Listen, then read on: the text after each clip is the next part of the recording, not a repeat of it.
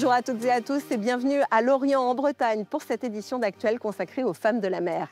Elles sont navigatrices, pêcheuses, ingénieures mécaniciennes, exploratrices, une vague de femmes déterminées et talentueuses qui s'imposent dans un monde d'hommes avec des parcours à contre-courant.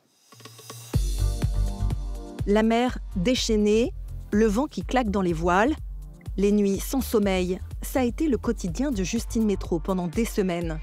La navigatrice s'est alignée sur le départ du Vendée Globe 2025. Elle a été la 8e personne à en franchir la ligne d'arrivée, première femme de cette édition et nouvelle détentrice du record féminin, en battant de 11 jours celui établi par Clarisse Kremer en 2021. Donc là, on est dans un hangar en Lorient, c'est la fin du chantier d'hiver pour nous, donc le gros chantier de refit et de maintenance d'après le Vendée Globe. Donc voilà, il faut contrôler toutes les pièces. Cet IMOCA est le plus rapide des bateaux de sa carrière. On est dans le cockpit du bateau, donc c'est là qu'on passe la plupart du temps quand on est sur l'eau. Et puis après, on a la cellule de vie qui est à l'intérieur. Voilà, c'est là qu'on a les ordinateurs du bord. Généralement, je dors au fond du bateau avec un gros matelas que je peux mettre pour pas trop bouger. Mais c'est loin du grand large et même de la Bretagne que la Suissesse a appris à naviguer. Tout a commencé sur le lac Léman. Bonjour Justine Métraux, merci beaucoup d'être avec nous. Bonjour. Vous êtes la femme la plus rapide de ce Vendée Globe avec 76 jours pour faire le tour du monde. Ça fait quoi d'être la femme qui a battu ce record et d'être l'une des rares femmes dans cette course ? Je dirais que c'est plutôt une satisfaction. C'est vrai qu'on est toujours assez peu de femmes à faire le Vendée Globe. Sur la dernière édition, il y avait 40 participants, dont 6 femmes. Donc on est toujours clairement en minorité. Et puis ça fait aussi partie de toute manière de l'évolution de notre sport. Les bateaux sont de plus en plus rapides. Donc ça va aussi dans la logique des choses qu'on puisse améliorer les temps de parcours petit à petit. C'est un sport qui est aussi très stratégique, où il faut gérer la technique du bateau, se gérer soi. Toute cette diversité de paramètres, elle fait qu'on peut courir à armes égales et sans classement distinct avec les hommes. 6 femmes, une quarantaine de compétiteurs au départ. Comment vous expliquez qu'encore aujourd'hui, 2025, il y ait finalement une toute petite proportion de femmes ? Le Vendée Globe, c'est vraiment le haut niveau de la course au large en solitaire, donc il faut déjà une certaine expérience pour arriver jusque-là. Et puis on perd des participantes petit à petit parce qu'il n'y a pas assez de modèles, parce qu'il n'y a pas assez d'encadrement, de coaching féminin qui va vraiment aussi pousser les femmes à continuer de progresser. Et peut-être que aussi il y avait encore, il y a quelques années, un manque de débouchés. Donc typiquement au moment de faire des choix de carrière, les femmes continuaient peut-être plus leurs études plutôt que de se lancer dans le sport. Donc aujourd'hui, c'est des choses qui changent. En tout cas, les opportunités, elles sont de plus en plus là. Vous parliez de modèles. Vous en avez eu des femmes qui vous ont inspiré et qui vous ont fait penser que c'était possible de devenir navigatrice professionnelle ? Oui, bien sûr, et c'est quelque chose d'important. Je pense que pour moi, quand j'étais adolescente, c'était la grande époque d'Ellen MacArthur, qui a été quand même, je pense, une figure très inspirante pour beaucoup de jeunes femmes de ma génération. C'était une femme, un petit gabarit, assez jeune et qui a vraiment fait des très bons résultats. Je pense qu'il y en a d'autres. Il y a Isabelle Joschke qui a performé en mini, Jeanne Grégoire en Figaro, Sam Davis après aussi sur le Vendée Globe. Donc il y a d'autres exemples. Est-ce que vous diriez que pour trouver des sponsors, être une femme, c'est un avantage ou un inconvénient ? J'aurais tendance à dire que ça peut être plutôt un avantage parce que vu qu'on est tellement minoritaire, de toute manière, on va sortir un peu plus du lot par rapport à peut-être au 33e, 34e marin masculin qui essaye de monter et de vendre son projet. Le rêve que vous nourrissez encore aujourd'hui ? Je pense qu'il y en a plein. C'est sûr que déjà d'avoir pu faire un Vendée Globe une première fois, c'est un super aboutissement. J'aimerais bien aussi pouvoir commencer à mettre un pied un peu en ultime, donc sur les gros multicoques océaniques sur lesquels j'ai pas encore d'expérience. Et typiquement de pouvoir aller naviguer un peu en équipage sur ces bateaux-là, ça me plairait bien. La navigatrice est la preuve que les femmes sur un bateau ne portent pas malheur, contrairement à l'adage. Mais même au-delà de la compétition, elles sont encore bien peu nombreuses sur les navires et elles n'y échappent pas à la même misogynie que celles qu'elles peuvent rencontrer à terre.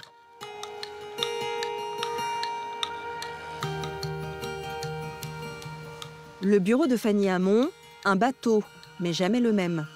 Mécanicienne maritime, elle travaille sur les machines des navires depuis plus de 10 ans. 100 mètres max. Souvent, elle est encore la seule femme. Aujourd'hui, Fanny a trouvé sa place à bord. Mais elle n'a pas échappé aux réflexions pesantes. Ouais. J'étais élève, j'étais avec une lieutenant fille. On a vraiment subi un commandant totalement détraquée. On était peut-être en bleu de travail parce qu'on avait fait quelque chose de technique avant. Et au lieu de vous voir arriver en bleu, je préférais vous voir arriver en tenue de soubrette. Ces remarques, elle n'est pas la seule à les rapporter. Mais beaucoup de femmes du secteur n'osent pas parler à visage découvert, de peur d'être davantage stigmatisées. Je l'entends dire à mon collègue « Alors, tu te l'es faite la petite ? J'en ai encore les mains qui tremblent. » On m'a dit « T'as rien à faire à bord. » Quand j'ai commencé à travailler, on m'a prévenu. S'il y a un problème avec l'équipage, c'est toi qui sautes. Alors après mon agression, je n'ai rien dit. Commencer à avoir quelqu'un à bord avec qui on n'est pas du tout à l'aise, voire qui est menaçant, peut devenir très très dérangeant, voire invivable dans cette ambiance de huis clos, à bord d'un bateau où tout le monde mange ensemble, où tu te croises forcément dans les couloirs, où tu sais où dort l'un ou l'autre. Tu peux faire confiance qu'à la serrure de ta cabine. Enfin, c'est en ça que ça peut devenir vraiment une prison. Il faut protéger les femmes de ce genre de mecs détraqués. Mais, et un grand mais, c'est de se dire, tout le reste des gars, en fait, ça se passe bien avec eux, quoi. Aujourd'hui, Fanny Hamon forme la relève. Ici, elle transmet et elle croit à un futur plus mixte. Plus on va favoriser les filles à s'orienter vers des études puis des métiers techniques, plus on sera en route vers la féminisation et moins on se posera de questions sur l'intégration des femmes, en fait. Une fois que la mixité sera respectée, je pense que la vie à bord sera beaucoup plus facile. À Brest, en avril 2025, 2 officiers de la marine marchande ont comparu pour harcèlement sexuel et moral et agression sexuelle. Un premier procès dans le secteur qui pourrait ouvrir la voie pour que la mer devienne enfin un lieu d'égalité. Tamara Klink a 28 ans et déjà plusieurs vies derrière elle. Sa première traversée de l'Atlantique en solitaire, elle l'a faite à 24 ans, avec un bateau qui lui a coûté, dit-elle, le prix d'un vélo. En 2024, elle a vécu une autre expérience hors du temps et du monde. 8 mois d'hivernage au Groenland, son navire, Sardinia, pris dans les glaces en pleine nuit polaire. Ce jour-là, la jeune Brésilienne prépare le matériel pour sa prochaine aventure. Ça, c'est pour capturer le son des animaux. En hiver, j'ai vraiment senti le manque d'avoir de quoi prendre le son de la glace, de l'arrivée des baleines, des canards, etc. Ça, c'est une pièce du bateau que je vais remplacer. Au Groenland, il n'y avait pas de remplacement. Donc, j'ai dû réparer comme je pouvais celle qui était sur place. Et maintenant, j'aurai une dans un meilleur état. Ça, c'est un outil que je garde dans les gilets pour avoir un bouton de SOS si jamais je tombe dans l'eau. Et ici, il y a quelques livres. Ça, c'est une Bible de la mécanique. J'ai déjà passé de bons moments et de très mauvais moments accrochés à ces livres.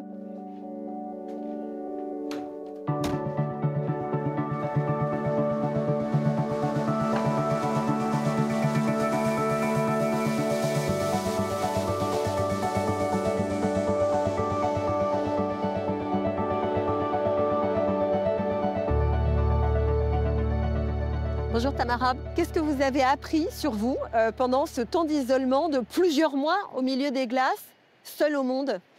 J'ai appris beaucoup de choses. Je pense qu'une chose, c'est que je pouvais être heureuse seule parce que je l'avais choisi et aussi parce que je savais que ça allait finir.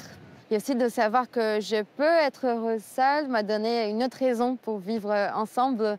C'est parce que ça me plaît. Qu'est-ce qui vous a le plus marqué? Un jour, quand j'ai voulu prendre une photo de moi-même, et j'ai tourné l'appareil vers moi, et j'avais juste une tête très neutre, et j'ai essayé de sourire, et je ne me souvenais plus comment bouger mes lèvres. Je savais que j'étais heureuse sans bouger mes lèvres, parce qu'il n'y avait pas à qui sourire. Et le fait d'être une femme, c'est un avantage ou un inconvénient dans ce genre d'aventure? Ça ne change rien, je pense que pour une fois, peu importe quel est notre genre quand on est sur l'eau, parce que la mer est indifférente. C'est un endroit où, en tant que femme, on peut trouver une liberté qu'on n'a pas trouvée ailleurs. Par contre, à terre, je pense que j'étais très, très souvent exposée à des discours décourageants. Vos bras sont trop fins parce que vous ne serez pas capable de vous défendre d'un ours. Vous allez être affaibli par vos règles. C'était à ces moments-là que les exemples d'autres femmes ont été plus importants pour moi. Et alors, quels étaient vos modèles, justement? J'ai eu la chance d'être née dans une époque où il y en avait quelques-uns. Isabelle Autissier, je pense qu'elle a été un exemple qui a ouvert beaucoup de portes dans nos imaginaires. Vous avez une formation d'architecte naval. Votre père est navigateur, mais votre mère aussi était navigatrice. Oui, mais elle ne croyait pas que je pouvais vivre de ça. Elle disait que ça n'avait pas de sens de se projeter comme une conductrice de bateau. Elle disait que navigatrice professionnelle, ça n'existait pas. Donc, j'ai voulu prendre les risques de tenter. Et est-ce que vous avez un message pour les jeunes femmes qui, comme vous, aspirent à de grandes aventures, mais qui ne s'en sentent pas capables? Il faut essayer de commencer par ce qu'on a. Parce que c'est trop facile de dire qu'il nous manque toujours quelque chose et de nous freiner. Parce qu'il nous manque une formation, parce qu'il nous manque des moyens, parce qu'il nous manque un soutien.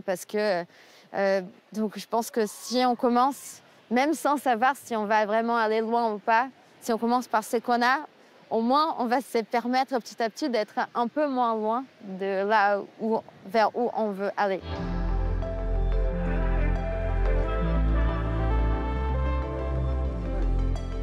Et c'est déjà la fin de cette édition. Merci de nous avoir suivis et surtout, bon vent à vous!